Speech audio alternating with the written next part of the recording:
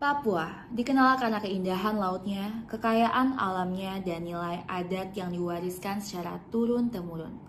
Namun di balik kekayaan tersebut terdapat persoalan mengenai tanah ulayat masyarakat hukum adat. Ketika tanah adat memiliki nilai ekonomi yang tinggi, timbul berbagai pertanyaan mengenai siapakah yang sah dalam mewakili masyarakat hukum adat. Siapakah yang berwenang dalam hubungan hukum dengan pihak ketiga atas pemanfaatan tanah ulayat? Dan apakah cukup hanya dibuktikan dengan alat bukti keperdataan seperti surat keterangan waris? Perkenalkan, saya Agatha Yulinda, mahasiswi program Magister Kenotariatan Fakultas Hukum Universitas Indonesia. Dalam hal ini, saya akan menyampaikan hasil penelitian tesis saya tentang kedudukan surat keterangan waris dan peran notaris dalam menjamin kepastian hukum atas tanah ulayat di Papua. Secara konstitusional, negara mengakui dan menghormati keberadaan masyarakat hukum adat beserta dengan hak tradisionalnya.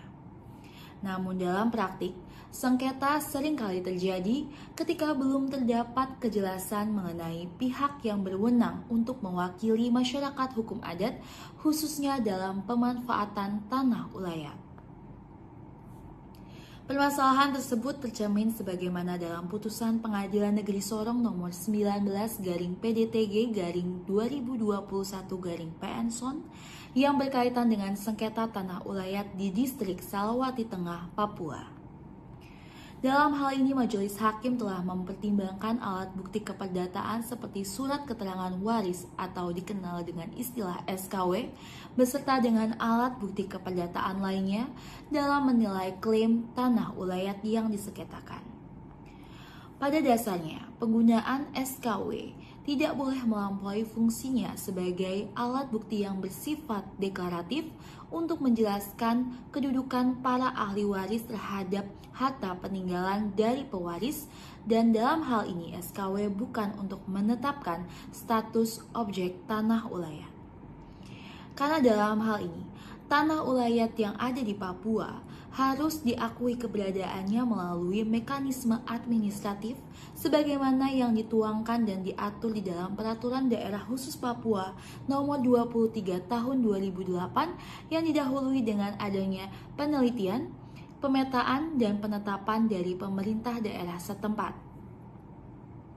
Berdasarkan dengan pengakuan dan penetapan dari pemerintah daerah setempat atas keberadaan masyarakat hukum adat, barulah pemanfaatan atas tanah ulayat oleh pihak ketiga dapat dilakukan secara sah melalui adanya akta autentik seperti melalui perjanjian kerjasama pemanfaatan tanah ulayat maupun perjanjian sewa-menyewa dan juga bagi hasil.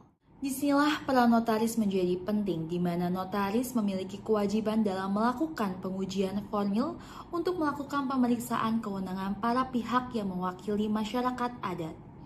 Untuk memastikan status objek tanah ulayat telah memenuhi syarat administratif, serta menuangkan bentuk klausula di dalam perjanjian kerjasama pemanfaatan tanah ulayat ke dalam akta autentik yang jelas dan adil, baik bagi masyarakat hukum adat itu sendiri maupun bagi pihak ketiga. Karena bagi masyarakat hukum adat Papua, tanah bukan hanya sekedar aset ekonomi, karena tanah adalah bagian dari kehidupan, identitas kolektif, dan warisan yang harus dilindungi dengan kepastian hukum. Terima kasih.